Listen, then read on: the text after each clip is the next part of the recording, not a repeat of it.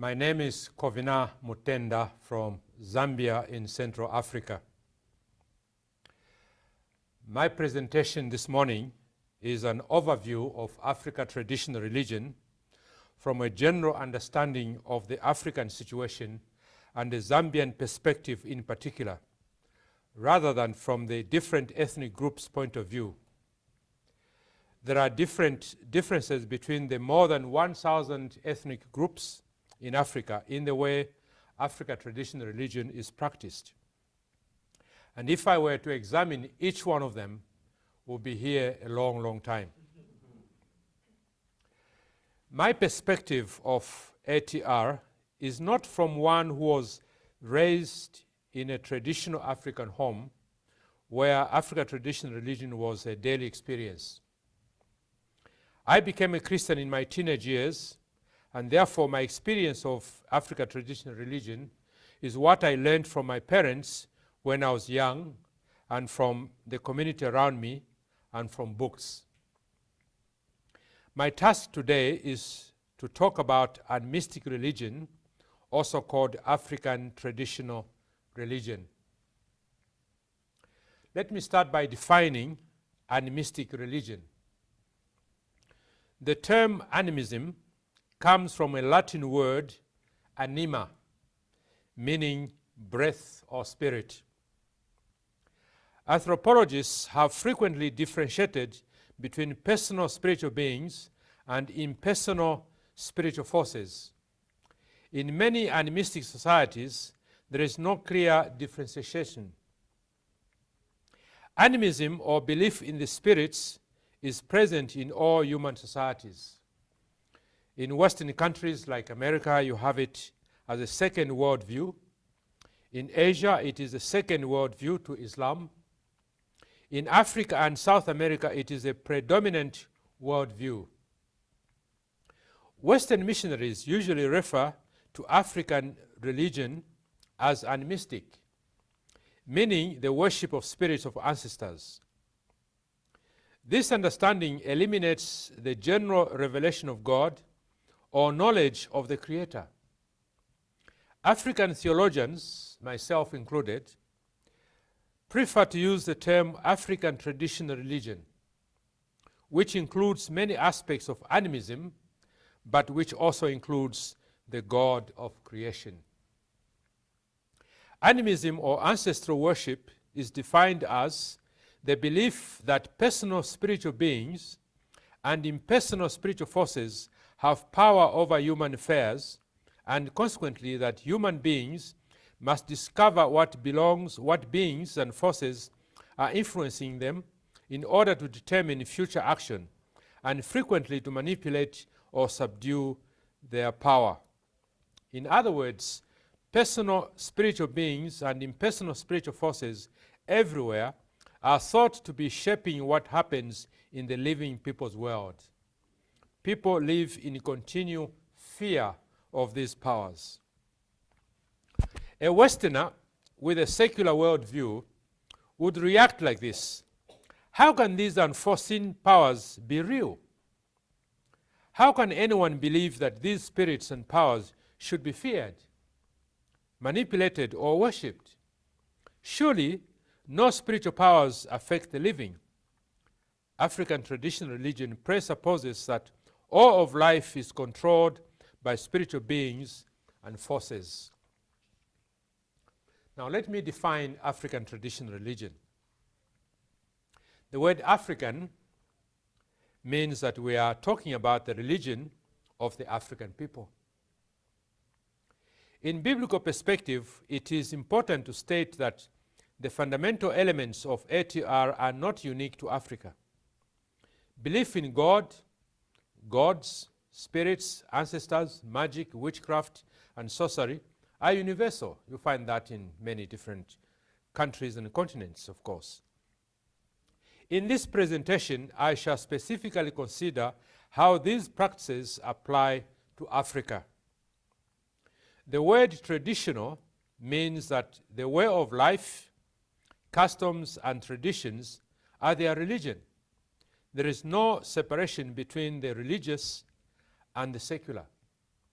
An African is born and brought up in a culture where he has to obey the traditions of his people, believe the superstitious, sacrifice the spirits of the dead ancestors, and so on. From the many ethnic groups in Africa, there is not one formulation of religious beliefs and practices, but many. Despite their diversity, African people are united on certain issues. And these are the issues that unite them: a belief in the supreme being who is creator of all things. Then they also believe in the existence of spirits, life after death, a living relationship with the ancestral spirits, the practice of magic, witchcraft, and sorcery. You find these all over the continent. Individual expression may differ, but a general similarity prevails throughout the continent.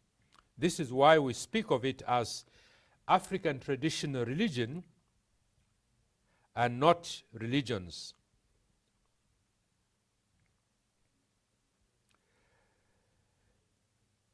The word religion refers to the worship of the spirits of the ancestors, and more correctly rendered, ancestral worship, rather than religion.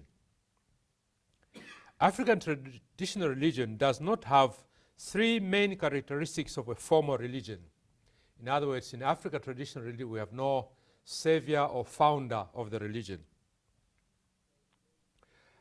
And then we have no temples for collective worship. So you go in Africa, you won't find any temple where any god is worshipped. And then African traditional religion does not have any sacred book of scriptures, like you find in Buddhism, Islam, and so on. They have no scriptures. However, one point of difference is that the people of West Africa also believe in many gods and have temples and priests to serve these gods. So apart from believing in the supreme being, they also believe in divinities and have temples and so on, priests. The people of Central, Eastern, and Southern Africa do not believe in gods, have no priests or temples like those in West Africa. In other words, African traditional religion is not an ideology or religion as understood in the West, but the practice of people based on traditional worldview. Most of the early books about missionary work in Africa were negative. African traditional religion was labeled as evil, satanic, something totally bad, which was to be totally rejected by those who wanted to become Christians. In recent years, the pendulum has swung the other way. A number of Africans who have been in touch with Western culture, which is secular and materialistic, with its New Age influence, have focused on the good in African traditional religion rather than the negative. Although there is some good in African traditional religion, Christianity is different and unique. When the missionaries first came to Africa, more than 100 years ago, they found people who believed in the one true God, but at the same time practiced ancestral worship. This was because the African believed that God was there, but was so remote. He was a God of creation, but not a God of redemption. They never knew of a mediator between God and men, hence the worship of the spirits of the ancestors. The situation is summed up by one African theologian by the name of John Mbiti of Kenya, and this is what he has to say, and I quote John Mbiti. As far as our sources are concerned, African people do not thirst for God for his own sake.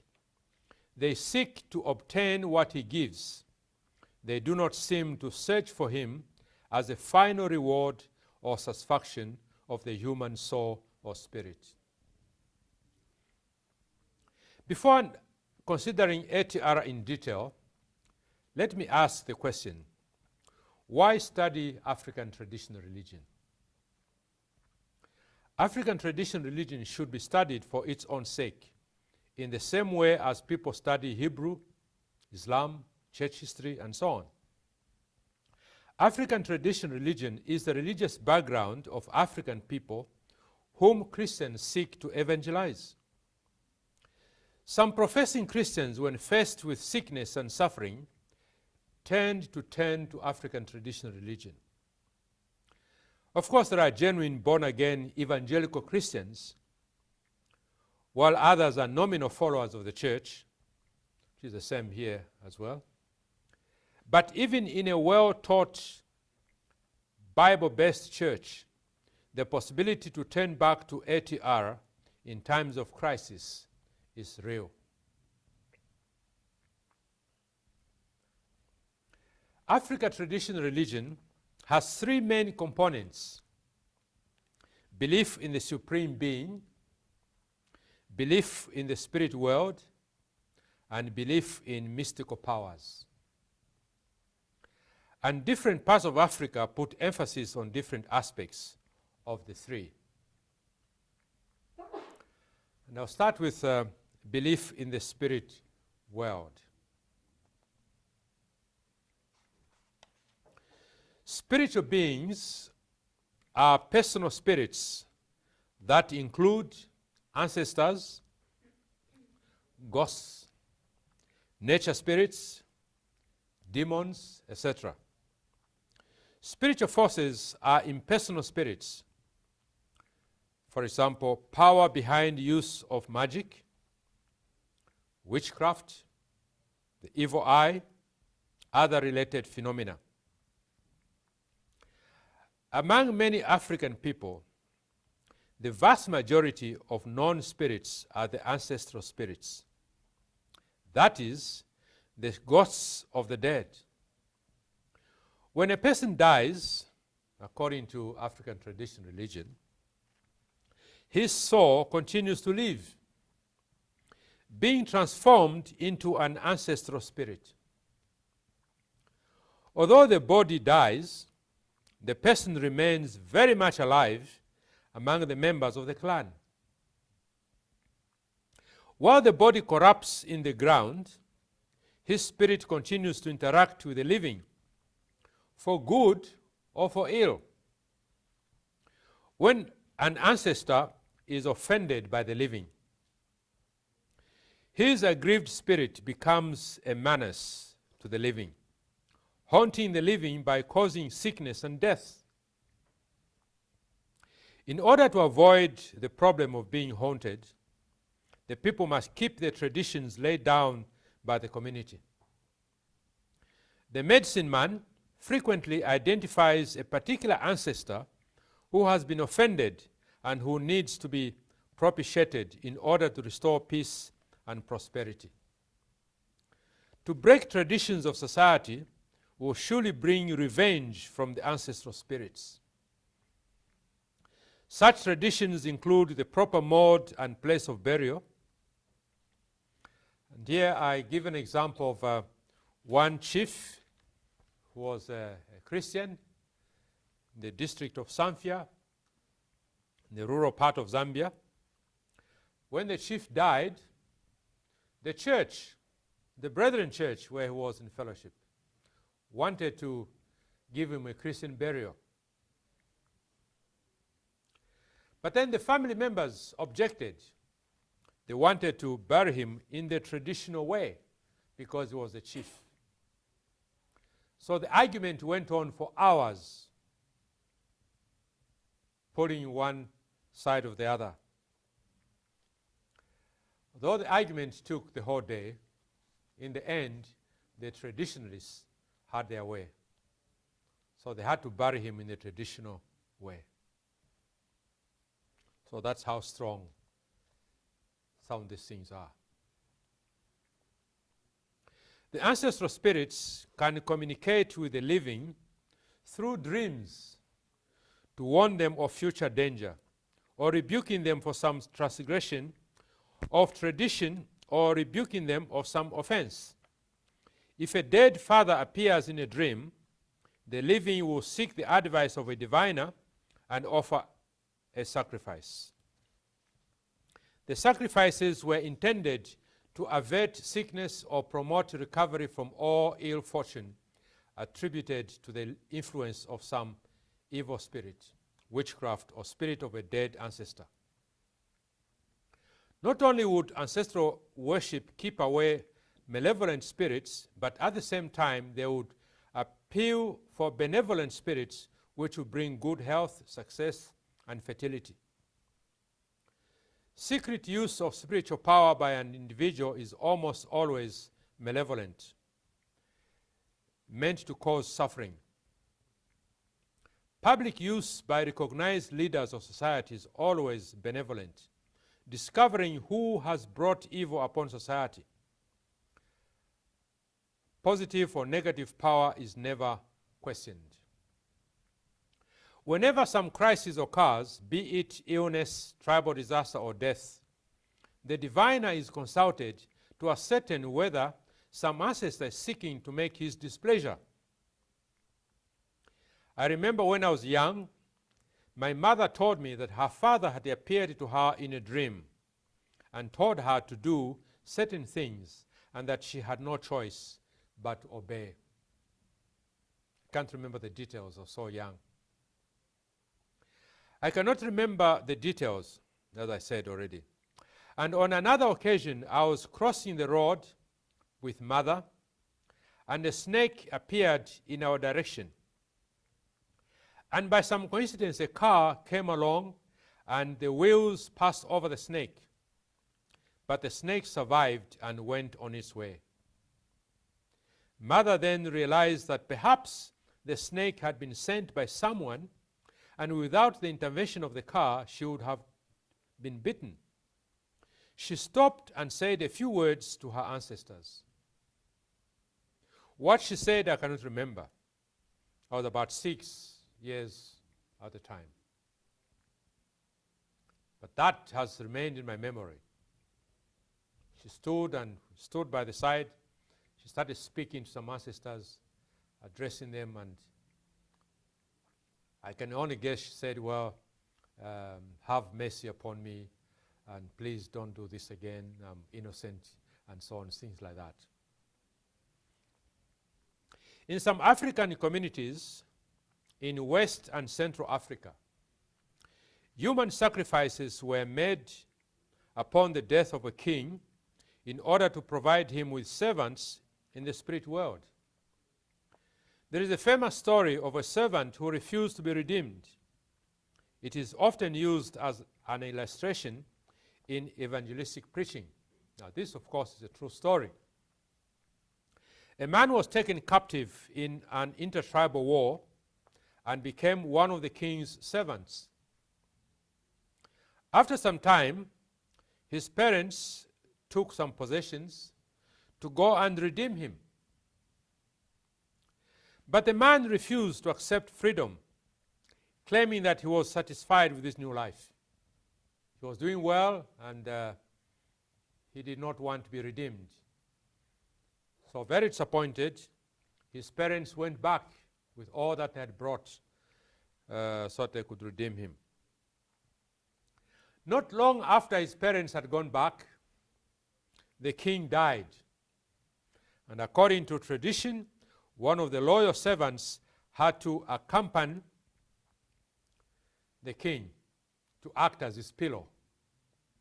So this man who refused to be redeemed was identified as the one who was going to accompany the king.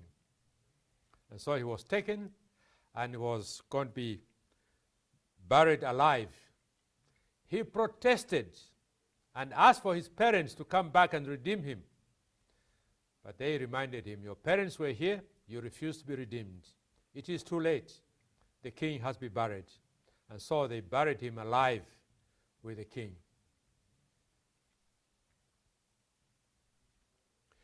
The people's attitude to the ancestors is twofold. On the one hand, there is an attitude of affection and respect because the ancestral spirits are in fact their own family members. Ancestors are said to help the living when they go hunting or fishing, and many other fortunes. On the other hand, the ancestors are dreaded and feared. The core belief in African traditional religion is power. Power of the ancestor to control those of his lineage. Power of an evil eye to kill a newborn or ruin a harvest. Power of magic to control human events. I now come to belief in mystical powers. In African traditional religion, people live in fear of the spiritual powers. He may appease the spirits before or after the harvest. An African may seek the spirit world to ensure success for his daughter's marriage, use charms to cleanse him or her after being widowed, that is to prevent the spirit of the spouse from causing problems. He may use anklets, bracelets to protect the baby so that it's not harmed by the evil eye of a neighbor. An African is overwhelmed by the many powers that may bring evil upon his life. He desperately searches for information to ward off evil and manipulate the powers to do his bidding. He often turns to the witch doctor or diviner. He is never sure whether the spiritual powers are on his side. When confronted with unexpected evil, he typically asks, "Who has caused this affliction to come upon me? Why has it happened to my family? Has this been caused by an ancestor or by some spirit? Or has it been caused by witchcraft or evil eye? What can help me discover the source and cause of this evil?" In African thinking, nothing just happens. It is caused. Be it motor accident, death by drowning, malaria, or HIV. Any cause of death is caused by some kind of power. If one dies in a car crash, they say somebody caused the car to go off the road or caused the car to go in the wrong direction and thereby causing an accident. If somebody dies of malaria, they'll say, yes, the mosquito caused the malaria, but somebody must have sent the mosquito to bite somebody to cause malaria. Even HIV, they say somebody must have sent the HIV somehow. So, an African believes in mystical powers, and one of these is magic. Magic is the manipulation and use of impersonal powers through ritual and ceremony.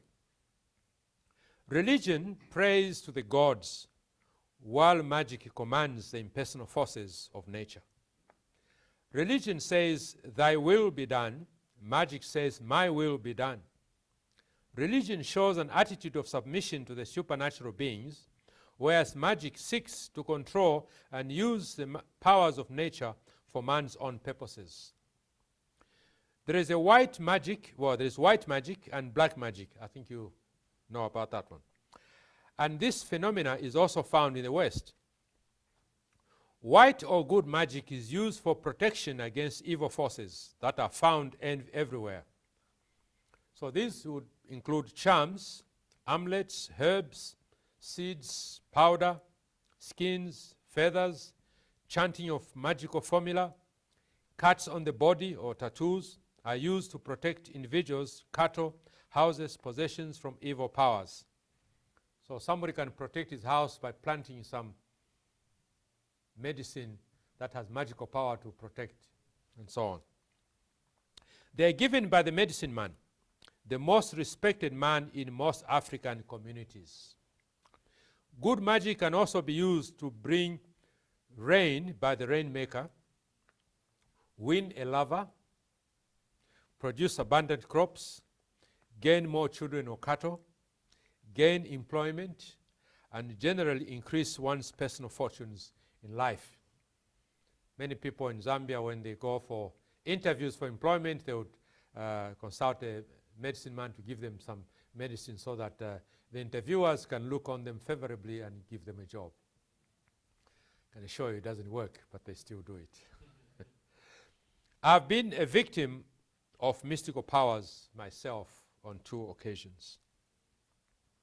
The first was in 1979 when our oldest child was a few months old. During the night, my wife and I woke up to find the baby on the floor.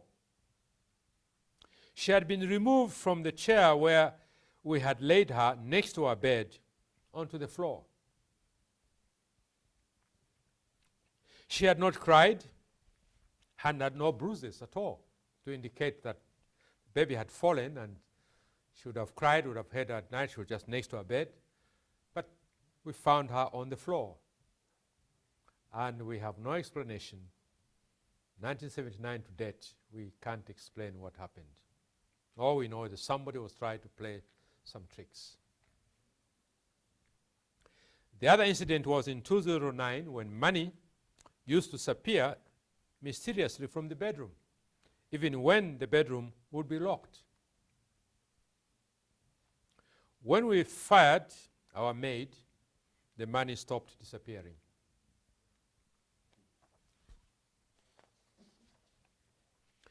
Among the many who use mystical powers for good or for bad are witches, sorcerers, diviners, rainmakers, medicine men. But I'll make particular mention of witches and medicine men. Characteristics of a witch. Most witches are female, but not all of them. Witches are evil in themselves and perform wicked deeds because of their wicked nature. Witches, like sorcerers, are against society and greatly feared by people. While their bodies remain at home, their spirits fly away at night and congregate with other witches. They enjoy dancing completely naked, eating human flesh, and sucking their blood. Time does not allow me to go into details of how witches and sorcerers go about their business. But what is known about witches, they eat human flesh and they conduct their business at night and in secret. Traditionally, the punishment for one found out to be a witch, was death, usually by stoning, or sometimes they will isolate the witch. She will live on her own.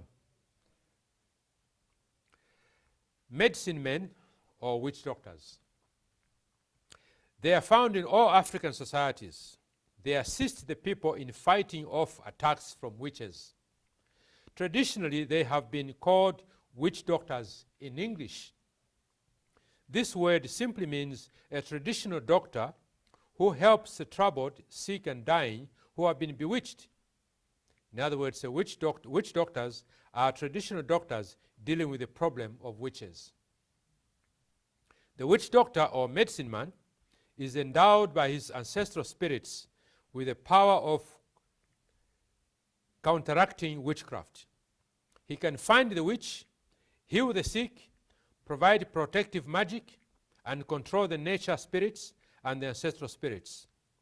For this he may use herbal plants, ancestral spirits, or psychic methods. Witch doctors are greatly feared because of their enormous power. The medicine man is essentially the medium between the living and the ancestral spirits. Only the witch doctor has the right and authority to know what the ancestors want. His powers are obtained through the ancestors. Diviners. A diviner is a specialist who seeks to diagnose disease or discover the solution to problems by means of inspiration of objects through various techniques. Diviners work closely with medicine men, and in fact may be medicine men themselves.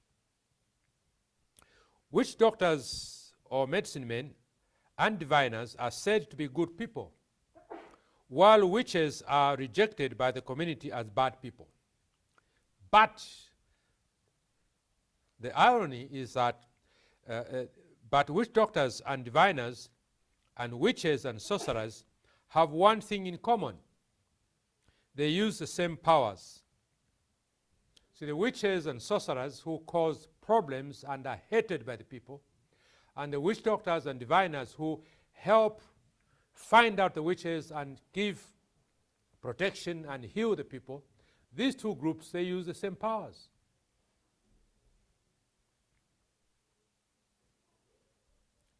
But at the same time, the medicine man can use the mystical power for finding a witch, protecting against witchcraft, or healing one attacked by witchcraft. But at the same time, he can use this same power for destructive purposes to attack innocent people.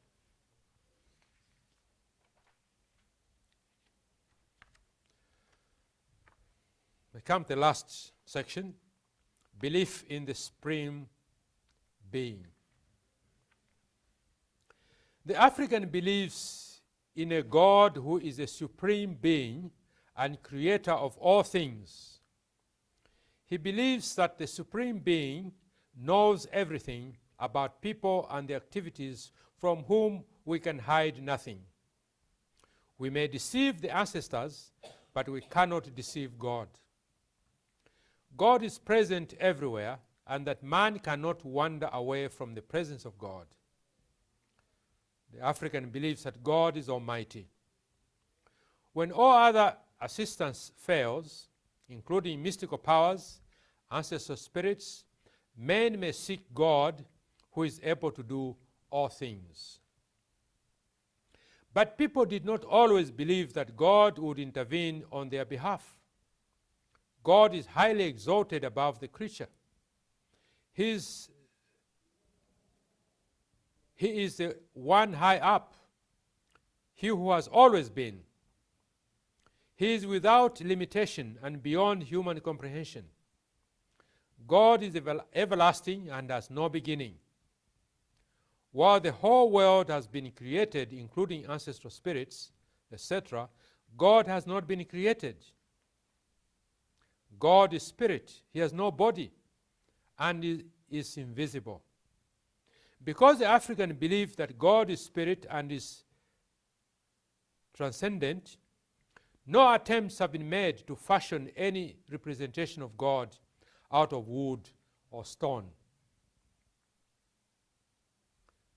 This is one thing you will never find on the African continent. Any graven image of God, either made of stone or wood. Never. Because the African believes God is so big and so the creator of all things, you cannot liken him to anything. The African belief that God created all the heavens and the earth is widespread all over Africa, and the names attributed to God reflect this understanding. The African names for God have the meaning of creator of heaven, invisible God, creator of days, God of miracles. The Africans believed in one true God. To an African, the idea of many gods, as in Hinduism or Buddhism, would be considered foolishness. Although in West Africa, especially among the Ashanti, Igbos, and Yorubas, they believe in many gods or divinities, but still believe that there is one supreme being. And anybody claiming that there is no God would be considered foolish or mentally sick. So there are no atheists in Africa, because Africans have traditionally believed there is a God. If one says there is no God, then they will think that he should be sent to the nearest mental hospital. As supreme being or ruler over all the earth, God is known as King, Lord, and Judge. His will is absolute, and he rules with power. For many Africans, the worship of God is mixed with petitions and sacrifices offered to the ancestral spirits and not directly to God. And that's a problem of African traditional religion. Though they acknowledge God in who he is, but they worshipped the spirits of the ancestors and not God himself. These offerings are directed at the ancestral spirits for the purpose of appeasing the offended ancestors. The African people worship the spirits of their ancestors by bringing offerings at the shrines daily or on special days. They would pour oil, beer, new crops, or animal blood. Each village or family had its own shrine in the form of a tree. Traditionally, Africans thought that God is basically unknowable, for he is mysterious and distant from people. The people believe that God creates, sees, and knows, but they have no concept of personal relationship with God. They did not know him as one who would personally sustain and guide them day by day. The Africans had general revelation, but not special revelation. This is where the words of the Apostle Paul becomes applicable. And I'll quote them later. Let me now conclude. Much of ancestral worship has disappeared in Africa, but the influence of witchcraft and diviner still rules supreme. And much of ceremonial cleansing is still practiced today. Unfortunately, this is the cause for backsliding amongst some Christians.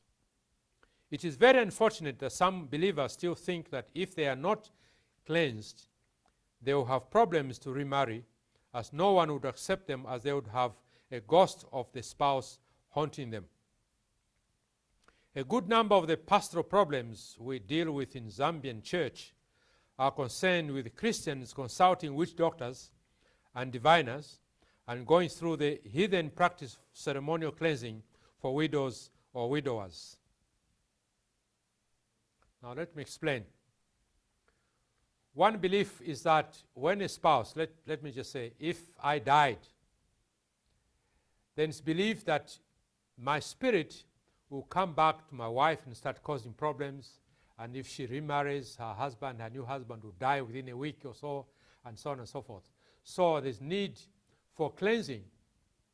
So she'll have to go through cleansings, which is a heathen custom, in order to cleanse off my spirit.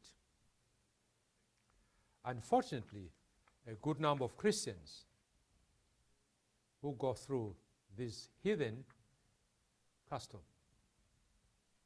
And so one of the issues we deal with Christians is this dealing with this heathen practice of ceremonial cleansing. And also Christians consulting witch doctors and diviners. And this is much cause for many people backslide. It's because of this. Syncretism is a very real danger and a hindrance to the gospel. Syncretism is defined as a process by which elements of one religion are assimilated into another religion, resulting in a change in the fundamental tenets or nature of those religions. It is the union of two or more opposite beliefs. Syncretism is more common among the African independent churches, who want to be different from missionary-founded churches by deliberately choosing to retain some of their traditional culture, such as magic and divination, which are contrary to the Bible. They may equate the work of the ancestor spirits with the work of the Holy Spirit. In other words, they mix Christianity with African traditional religion. What a shame. So we have that problem. People mix Christianity with African traditional religion. There are some aspects of African traditional religion which are in contradiction with biblical truth, especially ancestral worship and mystical powers. Experience has revealed that much of what diviners and witch doctors say or do is based on high-level trickery, deception, and psychology. I'm reminded of a story of one village, one place not very far from where we live. And somebody was sick, and the relatives went to consult a witch doctor. So the witch doctor said, well, he will find somebody who was responsible. So he went in the nearby bush and he looked and identified his spot and dug a hole and buried something that he had carried. He buried there. And he didn't realize there was somebody in the bush whom he didn't see. And so he left to go back to the compound. And that person was so curious. He came and found freshly dug, and he dug it up and he removed what was buried. And so shortly after that, there's people coming from the township, coming in the bush. The witch doctor said, I will lead you to where this witch has buried the thing that he has used to bewitch your relative. So he came to the spot and he dug up and there was nothing. And of course his trick couldn't work. Unfortunately, the person who had dug up, he went and said, yes, I saw him come and bury this one. I was there, I saw him. And so of course they discovered it was a false doctor. So much of what is done is based on trickery and psychology. Christians who have abandoned the unbiblical traditions and customs of our people have not experienced the expected negative consequences. On the contrary, they live normal lives with a more positive outlook to life. In other words, some of those things that are said to happen to people if they disobey the traditions and customs do not happen when Christians abandon those customs and they don't own them. Nothing negative happens. They live normal lives and so on. So that's showing that these things don't really work. And the fact that witches and witch doctors derive their power from the same source, that's the devil, is proof enough that African traditional religion and Christianity are very different. In African traditional religion, God has been removed from the center of their lives and been replaced with ancestral spirits. This is the conclusion of African traditional religion. They have removed God from the center stage and replaced God with the worship of the ancestors, the spirits of the ancestors. On the other hand, many of the basic beliefs in ATR are in harmony with the teachings of Scripture. Through these beliefs and practices, God has prepared the African people to hear and receive the gospel. The words of the Apostle Paul, and now I'm going to quote, in Romans chapter 10, verses 13 to 15, find very clear application, both to the missionaries and to the Africans. And I quote the words of the Apostle Paul. For everyone who calls on the name of the Lord will be saved. How then can they call on the one they have not believed in? And how can they believe in the one of whom they have not heard? And how can they hear without someone preaching to them? And how can they preach unless they are sent? As it is written, how beautiful are the feet of those who bring good news. So that when the missionaries came, they brought the good news to complete the missing link. The Africans knew the God of creation, but they did not know that God had made contact with man through his Son. And so the missing link in African traditional religion was the gospel. Thank you very much.